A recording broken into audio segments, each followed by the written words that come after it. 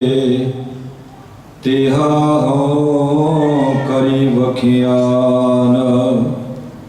दासन दास कह जन नानक, जेहा तू कराहे तेहा करी बखियान।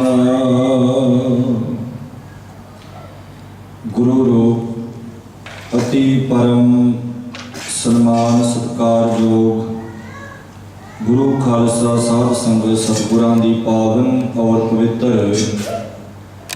गुरफतेह प्रवान करनी। कोई रसना वांझी ना रवे। गुरु साहब जी दे अदब सत्कार नूं ध्यान विच रखदिआं इक्के वार कहण ते बुलाओ जी। वाहिगुरू जी का खालसा वाहिगुरू जी की फतेह। सतगुरु मेरी पीरी दे मालक धन श्री गुरु हरगोबिंद साहिब महाराज सच्चे पातशाह जी का प्रकाश दिवस भावें कल संगतां ने मनाया है, पर इस पावन अस्थान ते अज आपां अमृत वेले तो लैके इस वेले तक धन गुरु हरगोबिंद साहिब महाराज जी का प्रकाश दिहाड़ा मना रहे हैं। हों कुर्बानी तिन्ना गुरसिखां भाए भगत गुर पुरब करंदे। भाई दे अर्थ हुंदे ने प्रेम।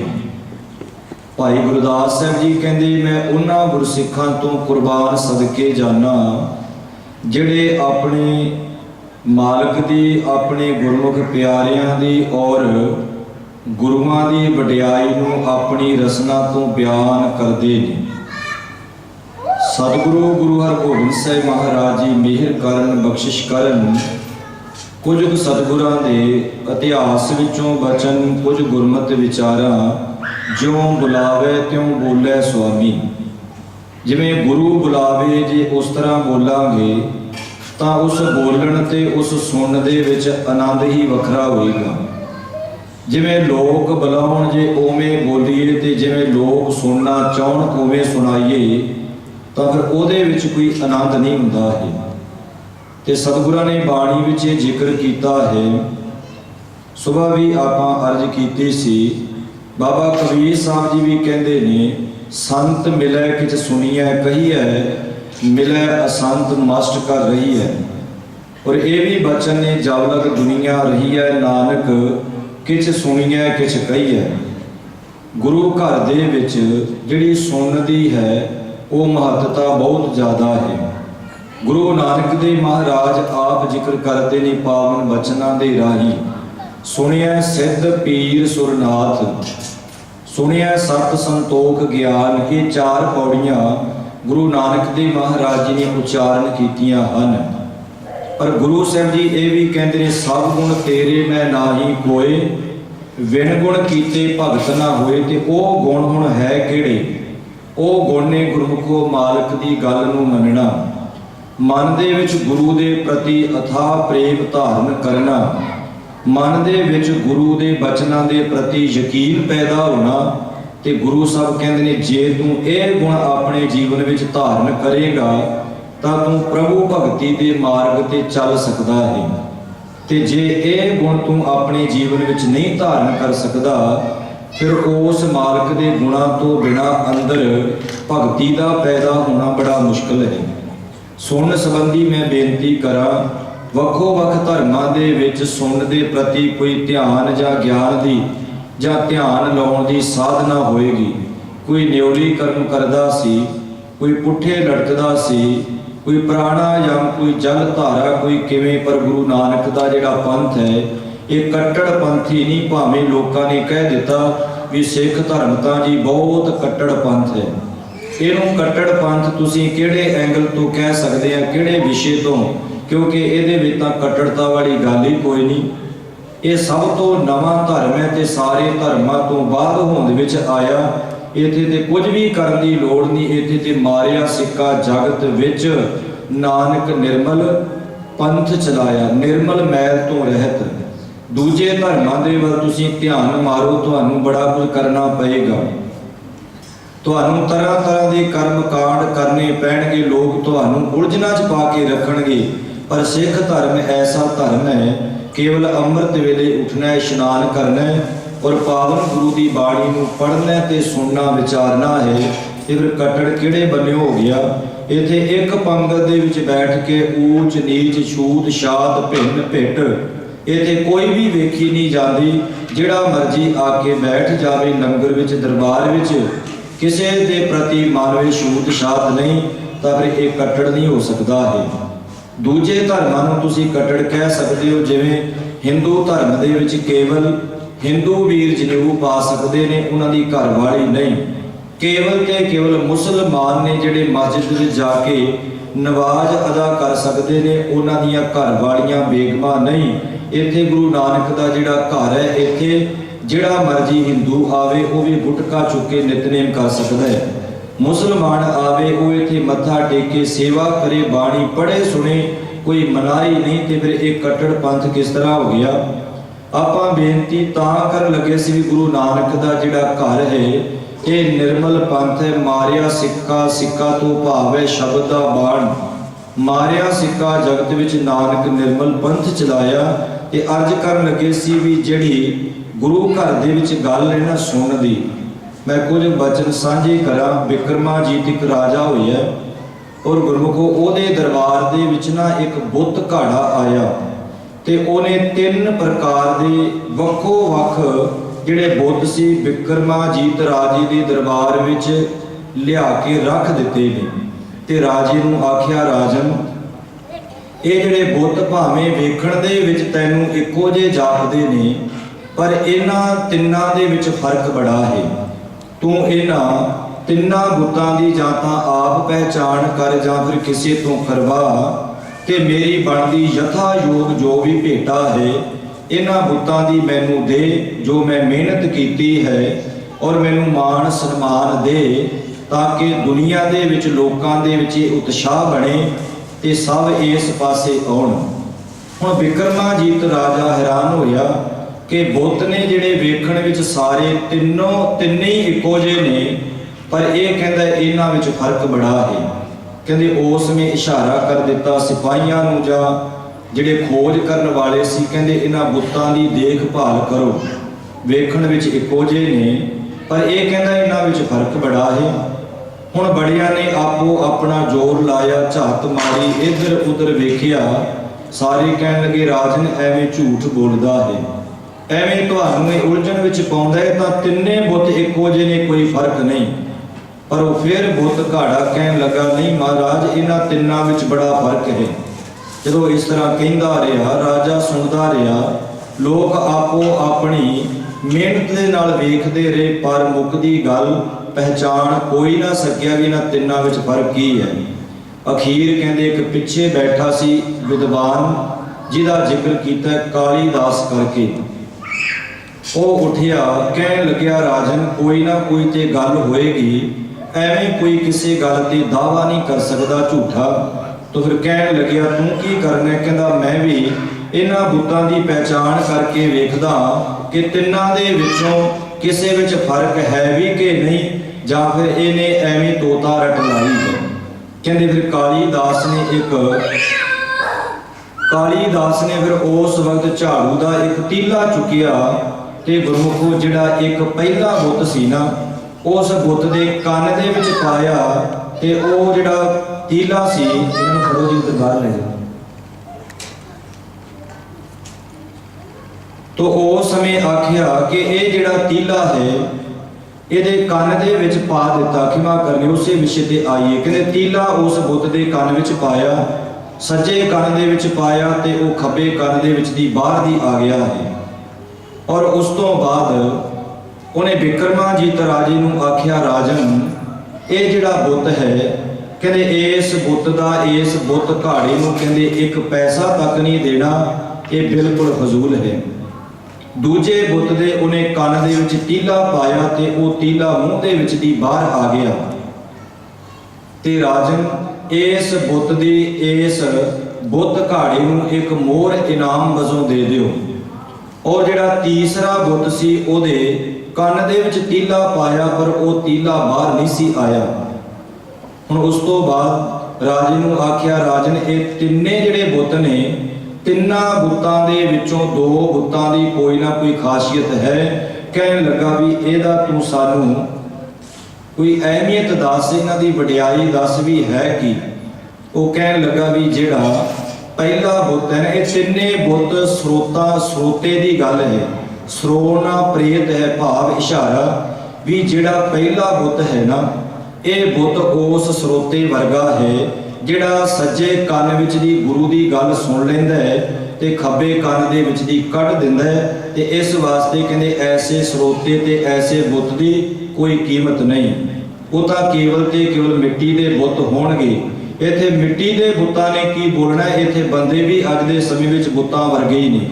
ਕਿਸੇ ਨੂੰ ਦੂਜੀ ਤੀਜੀ ਵਾਰੀ ਬੁਲਾਓ, ਕੋਈ ਬੋਲਣ ਨੂੰ ਤਿਆਰ ਨਹੀਂ। ਫਿਰ ਉਸੇ ਵਿਸ਼ੇ ਤੇ ਆਪਾਂ ਆਈਏ। ਉਹ ਸਮੇਂ ਜਿਹੜਾ ਵਿਕਰਮਾਜੀਤ ਰਾਜਾ ਸੀ, ਉਹਨੂੰ ਬੁੱਧ ਘਾੜਾ ਕਹਿਣ ਲੱਗਾ ਵੀ ਜਿਹੜਾ ਦੂਜਾ ਬੁੱਤ ਹੈ ਨਾ, ਇਹ ਵੀ ਇੱਕ ਪ੍ਰੇਰਣਾ ਸਰੋਤ ਹੈ। ਇਹਦੇ ਮੈਂ ਕੰਨ ਦੇ ਵਿੱਚ ਤੀਲਾ ਪਾਇਆ ਤੇ ਮੂੰਹ ਵਿੱਚ ਦੀ ਨਿਕਲ ਆਇਆ।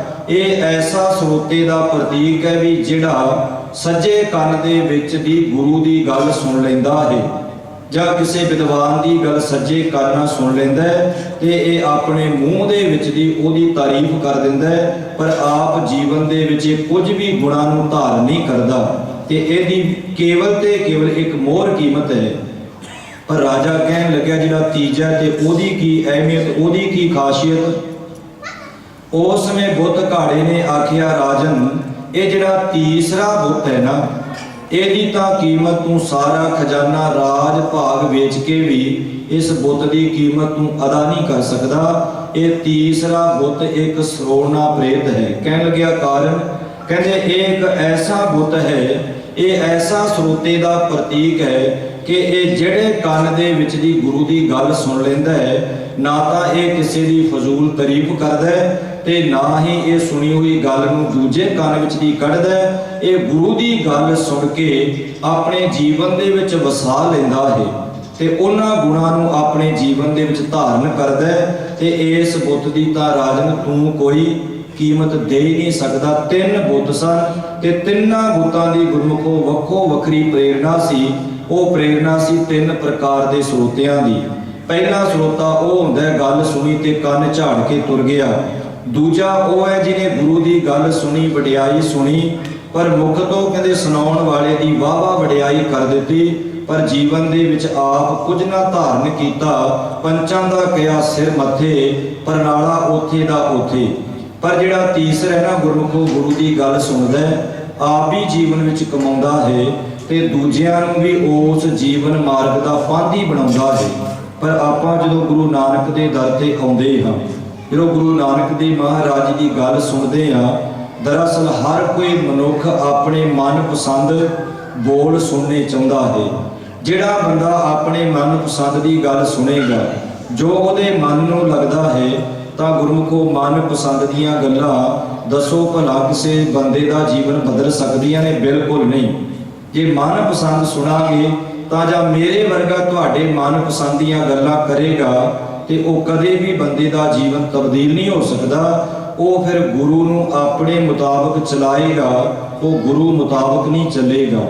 ਉਹ ਦੁਨੀਆ ਦਾ ਹਰ ਕਰਮ ਕਾਂਡ, ਉਹ ਦੁਨੀਆ ਦਾ ਹਰ ਵਹਿਮ ਭਰਮ, ਉਹ ਹਰ ਮੰਦਰਾਂ ਤੇ ਬ੍ਰਾਹਮਣਾਂ ਵਾਲੀਆਂ ਗੱਲਾਂ ਉਹ ਲੋਕ ਗੁਰਦੁਆਰਿਆਂ ਦੇ ਵਿੱਚ ਲਾਗੂ ਕਰ ਦੇਣਗੇ। ਅਕਬਰ ਆਇਆ ਸੀ ਧੰਨ ਗੁਰੂ ਅਮਰਦਾਸ ਮਹਾਰਾਜ ਦੀ ਸ਼ਰਨ ਦੇ ਵਿੱਚ, ਤੇ ਅਕਬਰ ਆ ਕੇ ਕਹਿਣ ਲੱਗਾ, ਕਿਉਂਕਿ ਘਰ ਦੇ ਵਿੱਚ ਉਹਦੇ ਪੁੱਤਰ ਕੋਈ ਨਹੀਂ ਸੀ, ਉਹਨੇ ਬੜਾ ਇੱਧਰ ਉੱਧਰ ਗੁਰਮੁਖੋਂ ਭੜਕਣਾ ਕੀਤੀ, ਬੜੇ ਪੀਰ ਮਨਾਏ, ਬੜੇ ਉਹਨੇ ਰੋਟ ਸੁੱਖੇ, ਬੜਾ ਉਹਨੇ ਕੁਝ ਕੀਤਾ, ਅਖੀਰ ਗੱਲ ਨਾ ਬਣੀ। ਪਤਾ ਚੱਲਿਆ ਧੰਨ ਗੁਰੂ ਅਮਰਦਾਸ ਸਾਹਿਬ ਬਖਸ਼ਿਸ਼ਾਂ ਦੇ ਮਾਲਕ ਨੇ।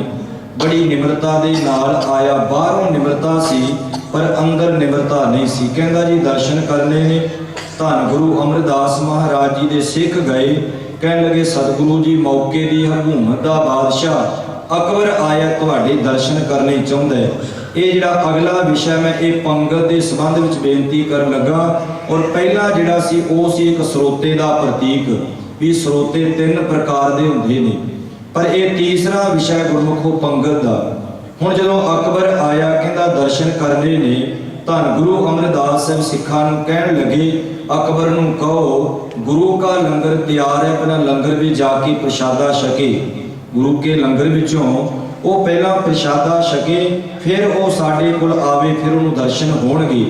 हुण अकबर दे मन विच हंकार सी, पंगत विच बैठ के जे प्रशादा छकांगे ते गुरमुखो कदी तुसीं ध्यान मारो, तुसीं घरे टेबल ते कुर्सियां ते बैठ के छको, जां तुसीं लंगर विच टेबल इत्थे लगे होए ने, सारे गुरुद्वारे ते लगे ने।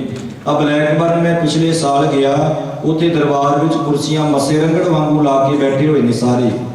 ते जदों बेनती कीती, मैं पहला हथ खड़े करा लए, मैं आख्या तुसीं गुरु ग्रंथ साहिब महाराज जी नूं मनदे हो, किन्ना कुछ यकीन है तुहाडा गुरु ग्रंथ साहिब महाराज जी ते? कहंदे जी यकीन तो बिना थोड़ी असीं बैठे आ।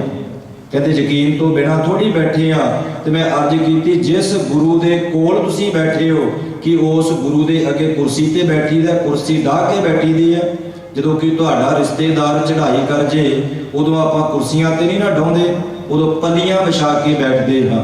खैर मैं बेनती ये कर लगा सी, अकबर नूं आखिया, ओए अकबर पहले पंगत पाछे संगत, क्योंकि जे पहला पंगत करांगे ना, पंगत दे विच बैठ के प्रशादा जे लोड़ है फिर तां ठीक है, जे लोड़ नहीं फिर आपां दरबार विच बैठ सकदे हां। ते जे पहला पंगत करांगे, प्रशादा छकांगे ते दरबार विच आके बैठ जांगे ना, फिर बार बार ध्यान साडा लंगर विच नहीं जाएगा।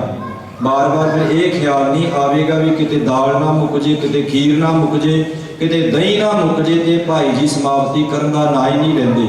ये गुरु अमरदास साहिब महाराज सच्चे पातशाह जी दे आउण वाले समय दे वास्ते गुरमुखो बहुत वड्डी एक ज्ञान दृष्टि सी, एक विज्ञानक ढंग दी बड़ी वड्डियां बख्शिशां।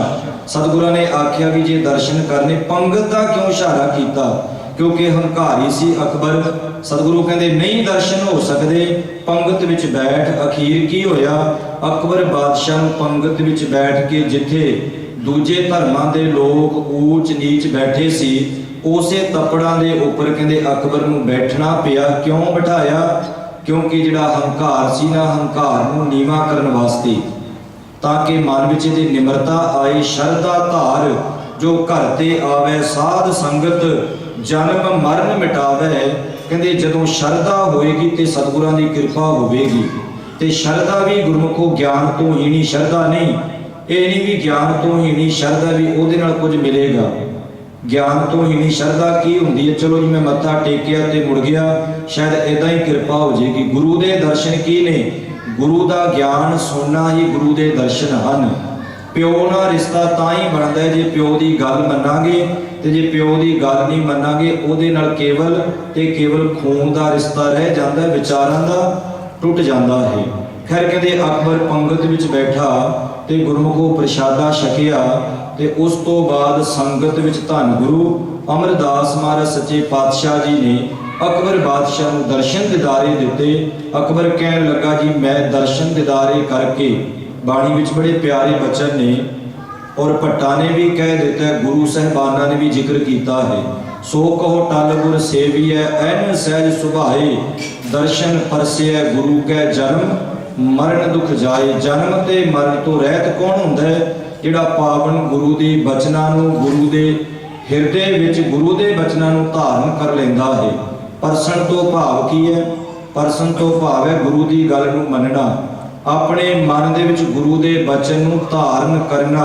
इत्थे गुरमुखो एका बाणी, एक गुर, एका शब्द विचार दा सिद्धांत लागू हुंदा है। ते पहलों भी आपां कई दफा अर्ज कीती, वेखो साडे अध्यात्मक गुरु कौन ने? शब्द गुरु ने इत्थे धन गुरु ग्रंथ साहिब महाराज सच्चे पातशाह साडा अध्यात्मक गुरु है। गुरु गोबिंद सिंह साहिब महाराज सच्चे पातशाह जी। ते साडा पिंड किहड़ा है? खालसा है, आनंदपुर दा वासी। ते खालसे दी मां है माता साहिब कौर, जिदा पिंड एक, जिदा प्यो एक। ते गुरमुखो वो सारे कौन हुंदे आ? सारे फिर भाई भाई हुंदे ने। गुर सिक्खा एको प्यार, गुर मित्ता पुत्तां भाइयां। इस वास्ते धन गुरु अमरदास सिंह ने कृपा की। कहंदा जी मैं तुहानू जमीन जायदाद और पटे दे देना लिख के, तुसीं इत्थे बहुत वड्डा लंगर चला लो। धन गुरु अमरदास कहन लगे अकबरा, इत्थे गुरु का लंगर है जिहड़ा वो संगत दी एक एक माया, एक एक टके दे नाल जे चलेगा ते उहनूं कवांगे गुरु का लंगर।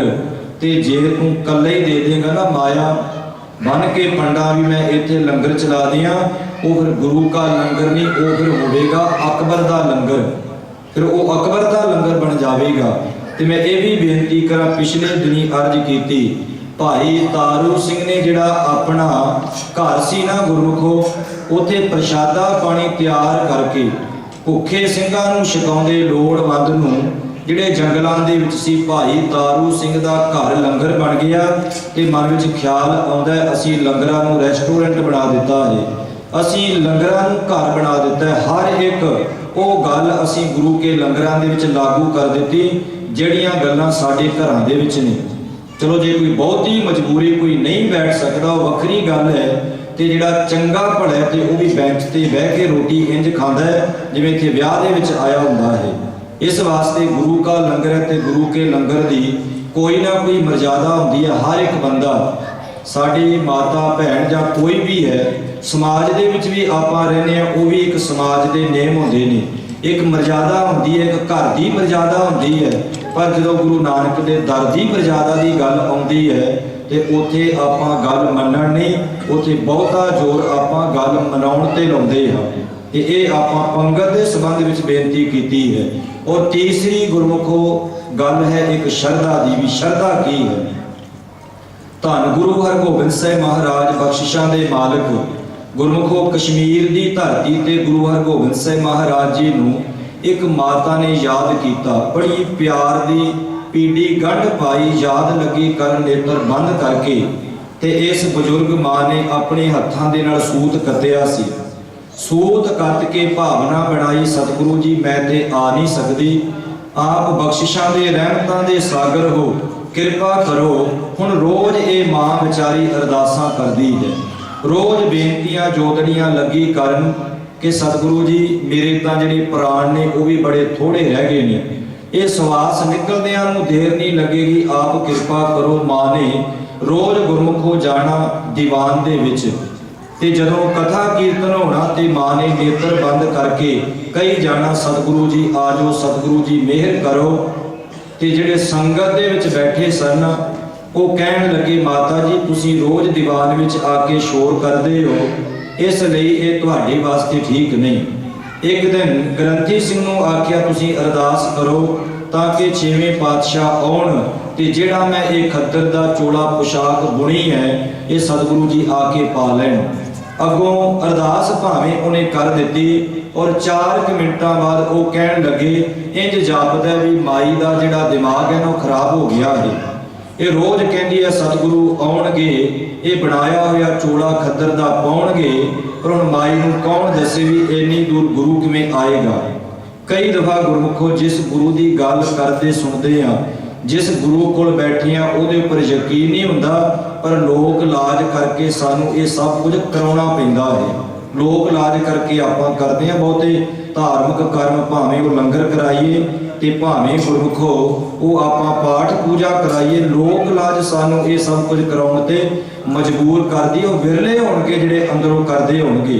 हुण मां ने आख्या अरदास करो दूजे दिन, ते अगों वो कहण लगा ग्रंथी सिंह साडे वर्गा होना बेचारा कोई, वो कहण लगा मां इन्नी दूरों सतगुरु जी किवें आउणगे। ते अगों मां कहण लगी तुसीं तां रोज कहंदे हो कि वो गुरु लोक ते परलोक दे विच सहायता करदा है, ते जे वो गुरु इस लोक विच आके मेरी बाह नहीं फड़ सकदा, मेरा बुनिया होया खद्दर दा चोला नहीं पा सकदा, तां फिर परलोक दे विच बाह कित्थों फड़ेगा। धन गुरु हरगोबिंद साहिब महाराज बख्शिशां दे मालिक। ते इधरों माता ने अरदासां कीतियां ते माता दा गुरमुखो एक पुत्र सी, उहदा नाम सी सेवादास। हुण जिहड़ा सेवादास सी उहनूं नाल दे गुरसिखां ने उलांभा दिता कि सेवादासा ये माई रोज आके तेरी रौला पाउंदी है, इत्थे दरबार विच इहनूं रोकना करो। अखीर कहंदे मां नूं रोक दिता गया, उहदी शुद्ध बुद्ध मां दी भुल गई। प्यार ते विराग दे विच हों रह ना सकां बिन देखे प्रीतमा, मैं नील वही वह चलै जियो। प्यार जिहड़ा कुर्बानी मंगदा है और प्यार दे विच स्वार्थ ते लोभ लालच कोई नहीं हुंदा, केवल ते केवल कुर्बान होना हुंदा है। खैर कहते उस समय सेवादास ने भी कह दिता मां तू ना जाया कर, लोग बड़ा कुछ बोलते ने। मां ने गुरु घर जाणों बंद कर दिता है। अखीर शुद्ध बुद्ध भुली ते अरदासां लगी करन। इधरों मीरी पीर दे मालिक जिन्हां दा अज प्रकाश दिहाड़ा आपां मना रहे हैं। सतगुरु सच्चे पातशाह घोड़े ते हुए असवार उसे वक्त चाले पा दिते और गुरमुखों माता ने नेत्र बंद कीते। अरदासां लगी करन सतगुर होए दयाल तां शरधा पूरी है। जे आपां दुनियावी तौर ते वेखीए ना, बाजार विचों आपां वेखदे पहलां ते खरीददे बाद विच हां, पर गुरु नानक दा घर ऐसा है इत्थे गुरमुखों वेखना बाद विच है ते शरधा पहला मनाई जाती है। जे इत्थे कोई कहे मैनूं पहला गुरु गोबिंद सिंह दे दर्शन कराओ मैं तां फेर मन्नूं। बाजार दे विच आपां कोई चीज़ खरीददे बाद विच है, पहला चंगी तरह वेखांगे, तहकीकात करांगे, पहचान करांगे, फिर बाद विच खरीदांगे। उत्थे वेखना पहला ते खरीदना बाद विच, इत्थे गुरमुखों खरीदना पहला है ते वेखना बाद विच है। खैर कहंदे माता ने नेत्र खोले, मेरी पी दे मालक आए और गुरमुखों माता दे कुछ क सवास ही अजे बाकी सी। बड़ी मन दे विच प्रसन्नता आई। जिहड़ा बुढ़ेपा सी वो नाल दी नाल इंज महसूस हुंदा है कि वो बदल गया है। बदलण तो भाव उत्साह जिहड़ी खुशी है ना, खुशी चीज़ ऐसी है कि बंदे की थकावट दूर हो जाती है। पर गुरमुखों दुख ऐसा है कहते कहाउंदे पहलवानां नूं भी दुख तोड़ के रख दिंदा है। उस समय माता मन विच बड़ा प्यार आया। गुरु पिता जी नूं लंगर पानी प्रशादा पानी भी छकाया ते जिहड़ा गुरमुखों सूत दा कत्तिया होया उनिया चोला सी वो अगे लिया के रखिया। सतगुरु बड़े खुश होए ने और गुरु साहब जी कहन लगे माता जी असीं तुहाडे ते बहुत प्रसन्न हाँ। उस समय माता जी ने बेनती की सतगुरु भावें जमीन जायदाद सब कुछ मेरे कोल है सी, पर मेरे कोल धन तां सी पर नाम रूप धन तुहाडे दर्शन नहीं सी। अज मैं दर्शन कीते ने ते अज मैं भागां वाली हो गई हाँ। गुरु पिता जी ने भी बड़ा अदब किया ते उस बुजुर्ग का नाम सी माता दा। गुरमुखों माता भाग भरी, भाग वो सचमुच माई भागां दे नाल भर गई। उहदे भाग बहुत उत्तम ते श्रेष्ठ हो के जिन्हों छेवें पातशाह ने दर्शन दिते और शरधा धार जे घर ते आवे, साध संगत जन्म मरण मिटावे। इस गुरु ते गुरमुखों शरधा रखनी पएगी ते शरधा भी वो होवे ते नाल ज्ञान का होना अति लाजमी है। गुरु पातशाह जी इधरों कश्मीर की धरती तो चले और गुरमुखों सतगुरां की जिहड़ी वडियाई है ना, वो केवल मेरे ख्याल च गल्ली बाती ते सुनी सुनाई गल तक बंदा सीमित ना रहे। जिस गुरु की गल सुनते हैं उस गुरु की गल सुन के बंदा कुछ तां जीवन मार्ग ते तुरे। सतगुरु जी इधर आए ने गुरमुखों बकाले की धरती ते। माता गंगा जी गुरु साहब जी के अकाल चलाना कर गए ते गुरु पिता जी बकाले तो बटाले की धरती ते आ गए। की वेखिया एक खूह के उपर गुरमुखों छोटी जी उम्र का बच्चा जिसकी उम्र इतिहास में तकरीबन 14-15 साल लिखी है, वो बैठा हुआ है ते कुछ गुरसिख सतनाम वाहिगुरु का जाप करते जा रहे हैं। अखीर वेखिया कि खूह ते कोई बच्चा बैठा है। आके आखिया पुत्रा जल छका दे। ज्यों ही उन्हें जल छकाया ते अगों उन्हां गुरसिखां ने जल छकण तो बाद आखिया कि काका तेरा नाम की है। उन्हें अपना नाम दसिया। इतिहास कहता है फिर उन्होंने गुरसिखा ने आख्या तेरा गुरु कौन है। तो गुरमुखों अगों वो बच्चा कहन लगा गुरु तो मेरा कोई नहीं, पर मेरी माँ है, पर प्यो मेरा अकाल चलाना कर गया है। तो बड़े प्यार नाल गुरसिख कहन लगे ओए पुत्रा संसार दे विच गुरु का धारण करना बड़ा लाजमी है। ये आम कहावत सी ना, शाह बिना गत नहीं। जिवें बड़े प्यारे बचन सन विद्वानां दे, शाह बिना पत नहीं ते गुरु बिना गत नहीं। कहते पत इज्जत नहीं जे बंदे कोल शाह नहीं, भाव जो अमीर नहीं। ये गल तां झूठी हो सकती है किते ना किते जाके, क्योंकि जरूरी नहीं कि बंदे की धन दे नाल ही इज्जत होवे। बंदे कोल भावें बाहरों धन ना होवे, पर नाम रूप धन जे होवे दुनिया दे लोग झुकदे ने। खैर कहते जदों आखिया कि पुत्रा जिन्ना चिर गुरु ना धारण करिए ते